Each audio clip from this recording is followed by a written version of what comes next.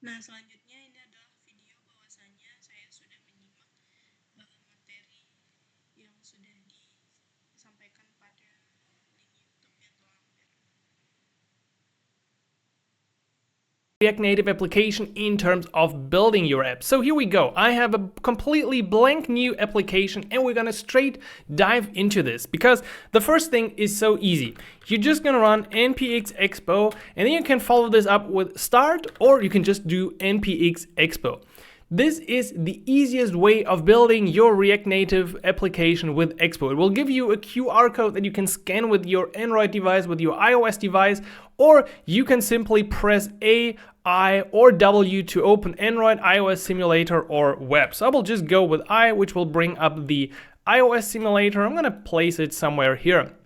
At the same time, I will show you this. This is my device, and we see right here, I do have an Expo build running on my computer, so now on my actual device I can also launch the Expo Go application and I will get the preview of my application. So this is really the easiest, the fastest way to build your React Native application with Expo. However, there are considerably downsides to this. Just want to show you quickly to clarify this. We do have live reload in here if we're using this application.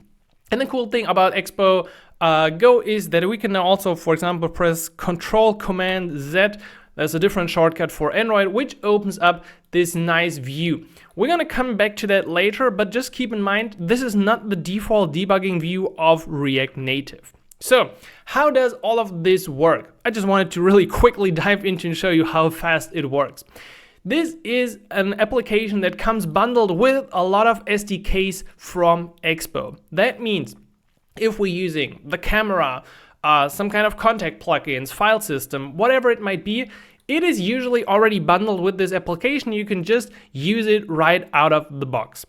However, what if you want to use something like React Native Vision Camera or some other package with native modules that is not included in this app? Well, then you have to turn to something else. And that is what we're going to talk about in the second step. So it's really important to understand that Expo Go is a great way to quickly spin up your application. It is okay for using it while testing. You can use it like the complete time if you're only using the Expo SDKs and modules here.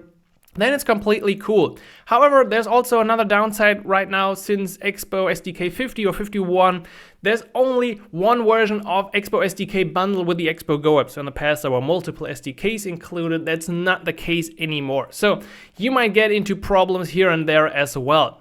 And that means Expo Go is nice for quickly looking at your application, for starting out. You don't need Android Studio, Xcode. You see, nothing is here in my folders, and it's really an easy way to look and share your application quickly. But usually you want to take things a step further, and that is where pre-build comes into play. So Expo pre-build basically means it will take the information you've specified in your app.json. There might be a block about plugins. It might include some native settings, some config plugins, and then you generate an actual native project.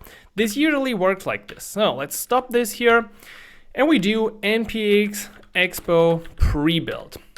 We don't have to follow this up with anything. This usually now asks us, okay, what would you like to name your package? This is the bundle ID. We'll just stick to the default here. Same for iOS, and then it will create native folder in the next book.